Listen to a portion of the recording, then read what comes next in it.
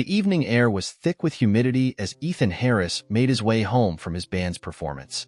The 17-year-old's fingers still tingled from strumming his guitar, and the excitement of the show lingered in his mind. He walked with a spring in his step, unaware that his night was about to take a drastic turn.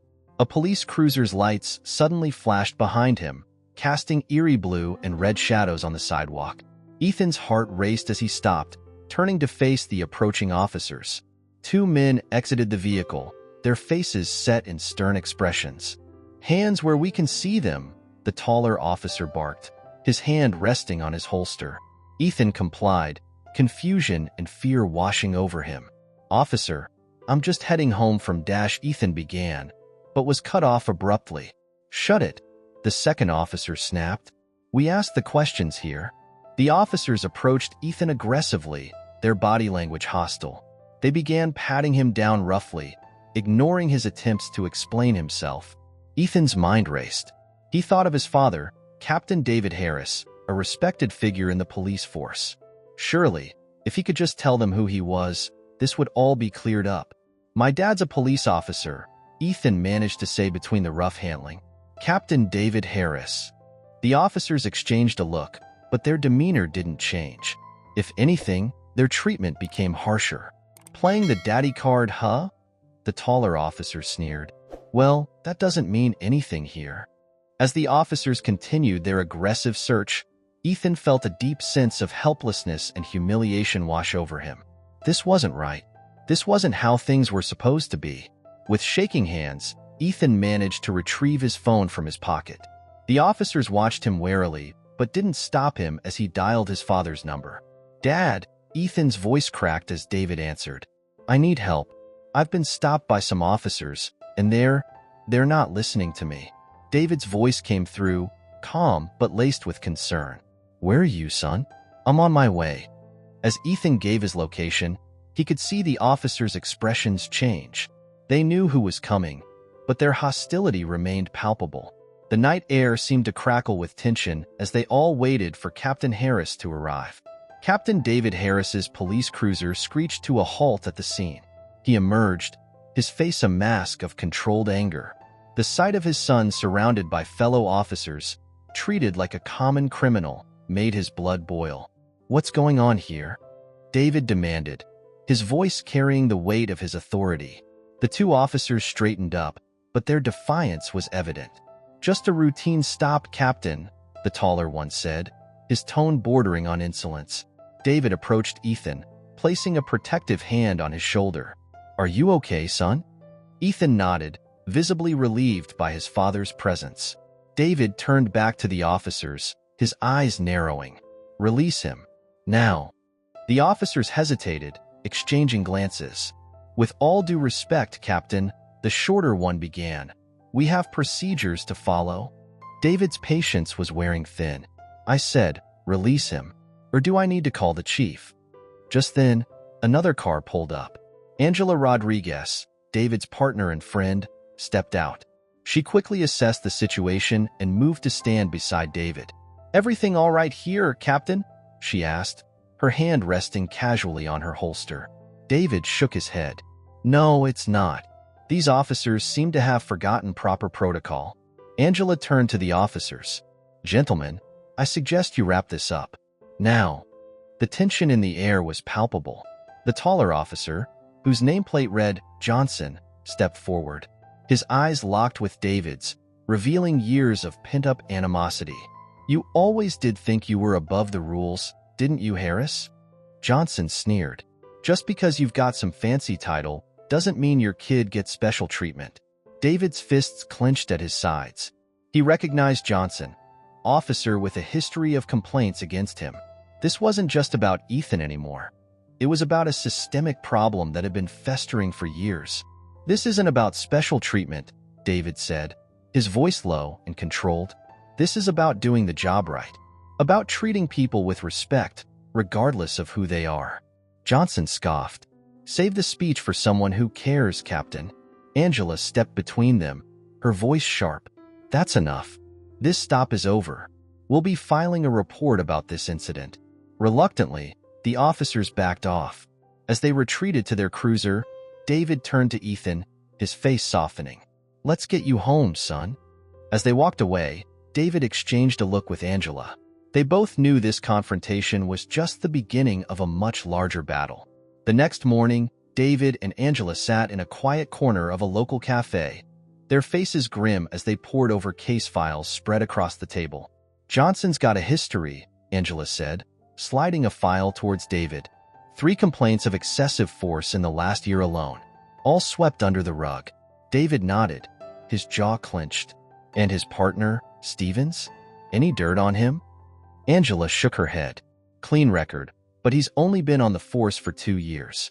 Always partnered with Johnson." David leaned back, running a hand over his face.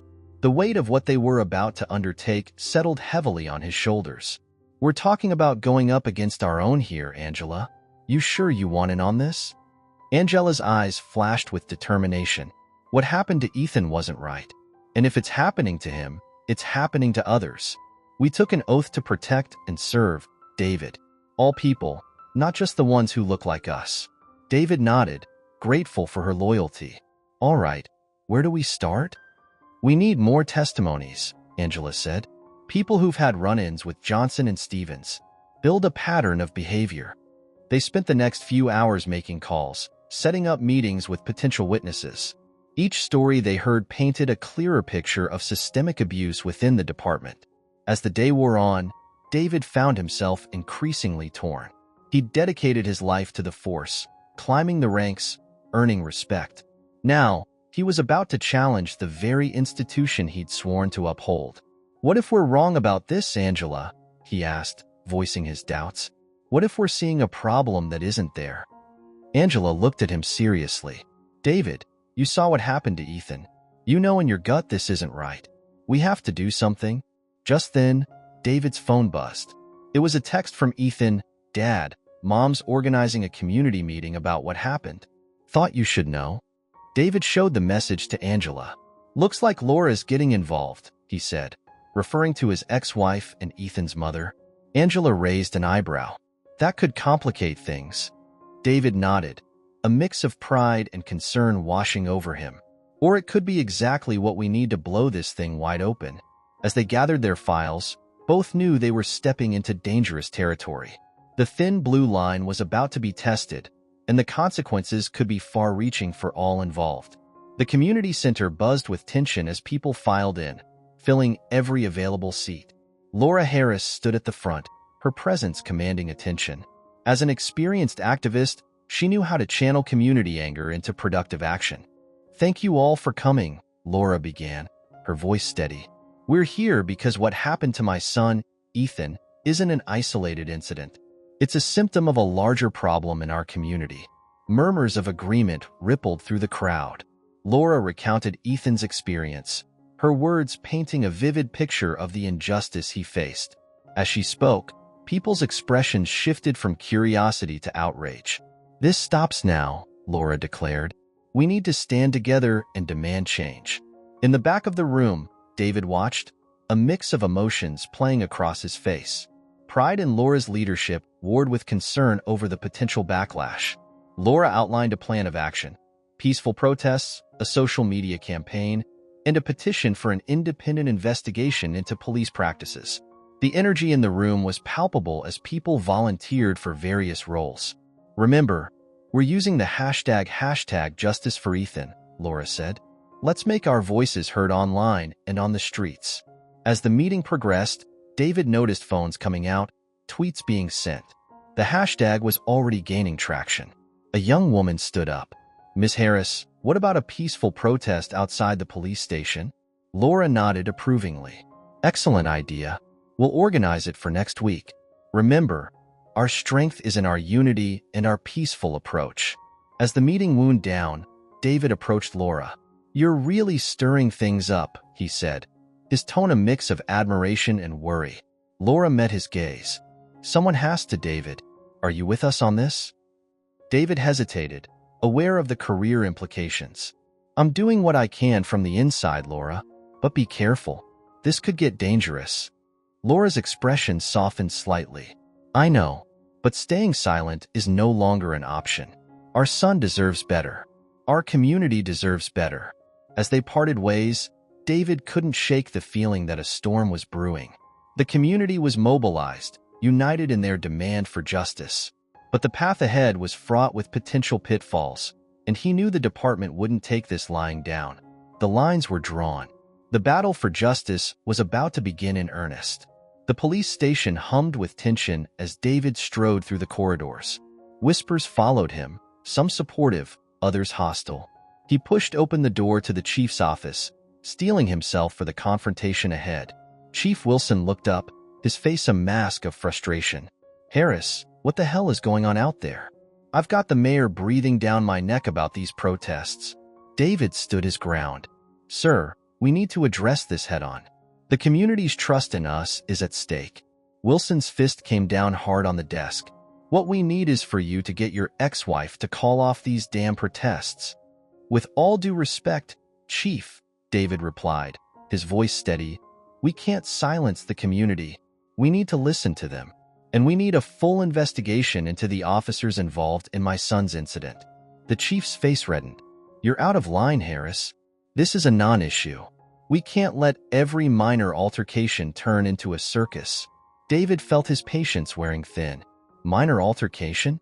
My son was profiled and humiliated. And he's not the only one. We have a systemic problem here, and it's our duty to address it." As their voices rose, other officers gathered outside the office, the division among them palpable. Some nodded in agreement with David, while others scowled, clearly viewing him as a traitor. Suddenly, the door burst open. Johnson, the officer involved in Ethan's incident, stormed in. "You're going to regret this, Harris," he snarled.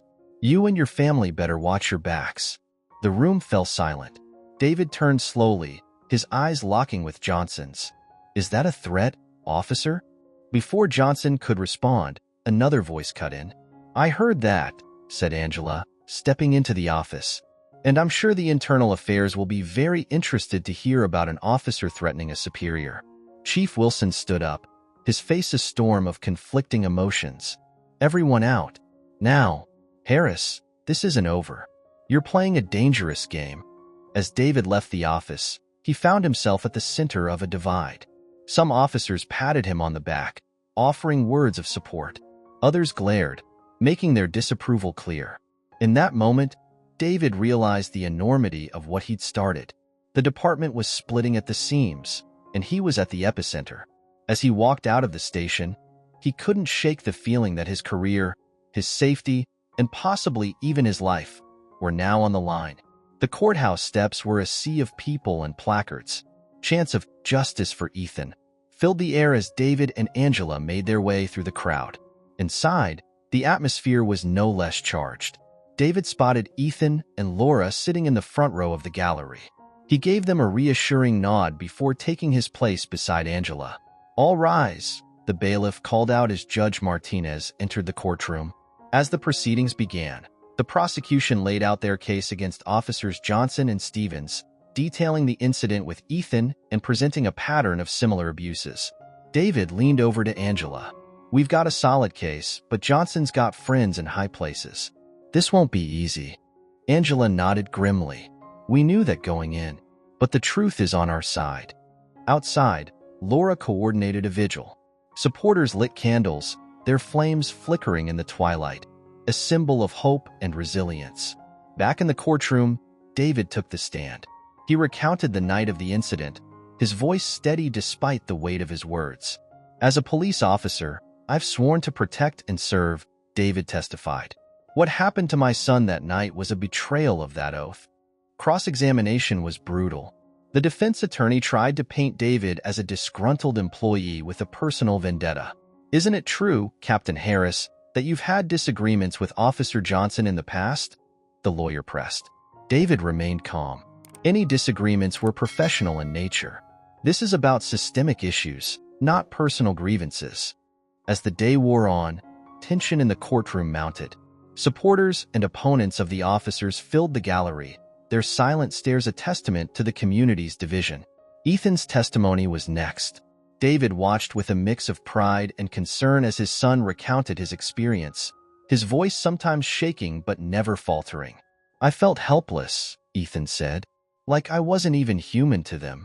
As the first day of the trial concluded, David, Angela, and Laura regrouped outside. It's going well, Angela said cautiously, but tomorrow's another battle. Laura squeezed Ethan's shoulder. You did great, honey. We're all proud of you. David nodded in agreement, but his mind was already on the next day's proceedings. The fight was far from over, and he knew the opposition would come back swinging hard. The courtroom fell silent as an unexpected witness took the stand. Officer Sarah Collins, a rookie who had been on patrol with Johnson and Stevens several times, nervously adjusted her uniform. Ms. Collins, the prosecutor began. Can you tell us about your experiences working with the defendants? Sarah took a deep breath. At first, I thought they were just tough cops, but then I saw things that weren't right. David and Angela exchanged glances. This was not part of their planned testimony. Sarah continued, her voice growing stronger. They had a system. They'd target certain neighborhoods, certain types of people. It wasn't about enforcing the law. It was about power. The defense lawyer jumped up. Objection. Speculation. Overruled, Judge Martinez said firmly. Continue, Officer Collins. Sarah went on to detail a pattern of abuses, cover-ups, and intimidation that went far beyond Johnson and Stevens. She implicated several high-ranking officers and even hinted at connections to local politicians. The courtroom erupted in murmurs. David felt a mix of vindication and dread. This was bigger than he'd imagined. During the recess, David pulled Angela aside. Did you know about this? Angela shook her head. No, but it explains a lot. The resistance we've been facing, the pressure from above. As they re-entered the courtroom, David noticed several senior officers huddled together, their faces ashen. The implications of Sarah's testimony were sending shockwaves through the department. The defense attorney, visibly shaken, attempted to discredit Sarah during cross-examination. Officer Collins, isn't it true that you were passed over for a promotion recently? Isn't this just revenge? Sarah's eyes flashed. No, sir. This is about doing what's right. Something I thought all officers swore to do. As Sarah stepped down, another officer stood up from the gallery. I want to testify too, he said loudly. I've seen similar things. Judge Martinez called for order as more voices joined in, offering to corroborate Sarah's claims. David caught Laura's eye in the gallery. She nodded, a mix of shock and determination on her face. They both realized that this trial had just become about much more than Ethan's incident. It was now poised to expose a deep-rooted system of corruption that had festered for years. As the day's session ended, David knew that the real battle was just beginning. The revelations had changed everything, and the fight for justice had taken on a whole new dimension. The courtroom was packed to capacity on the final day of the trial. Tension hung heavy in the air as Judge Martinez prepared to deliver her verdict. David sat rigid, his eyes fixed on the bench. In the case of the state versus officers Johnson and Stevens, Judge Martinez began, her voice clear and unwavering. This court has heard extensive testimony and examined substantial evidence. The room held its collective breath. Ethan reached for his mother's hand, while Angela placed a supportive hand on David's shoulder. The actions of the defendants not only violated the rights of Ethan Harris, but also betrayed the trust placed in them by the community they swore to protect, the judge continued.